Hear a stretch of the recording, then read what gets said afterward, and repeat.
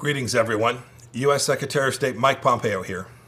This year, we marked the 75th anniversaries. Amerika Tashqi ishlar ministri Mike Pompېيو natsist urush jinoyatchilari ustidan echilgan Nۇرېمبۇرگ sotining 75 yillik xotira kunida Uyghur masalasini alohida tilga oldi va Xitoy Kompartiyasining Uyg'urlarga qaratgan bostirishlarga qarshi so'zlashni davom qilganligini bildirdi.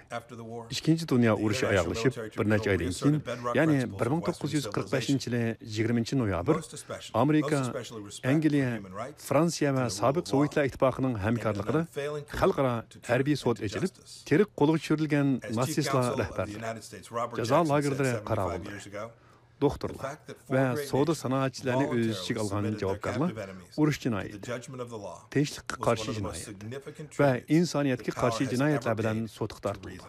Sud Germaniyaning Nۇرېمبۇرگ shahrida ochilgan bo'lg'achqa, dunyo tarixida Nۇرېمبۇرگ sudi deb ataldi.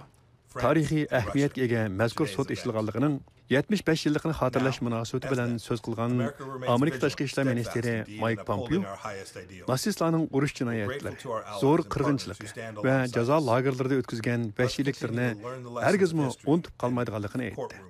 Mike Pompېيоning nutqida alohida diqqat chekadigan bir nuqta bo'lsa, uning insoniy qadr-qimmatga qarshi navbatdagi hujumlar qatorida Uyg'ur diyorida davom qilayotgan bostirishlarni tilga elishi edi.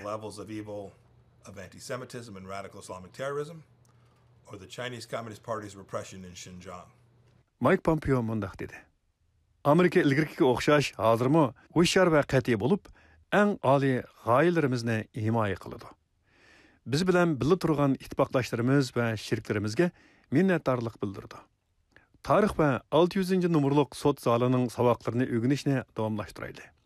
Davlatlarimiz 75 yil muqaddam o'rnatgan yuksak o'lchamni kutgan yerdan chiqayli. İnsani qadr-qimmatga qarshi hujumlarni qayerda ko'rsak, mayli ular har xil razillik darajasidagi antisemitizm, radikal islomiy terrorizm yoki Xitoy Kommunist partiyasining Xinjiangdagi bostirishi bo'lsin, dadil holda ularga qarshi so'zlayli.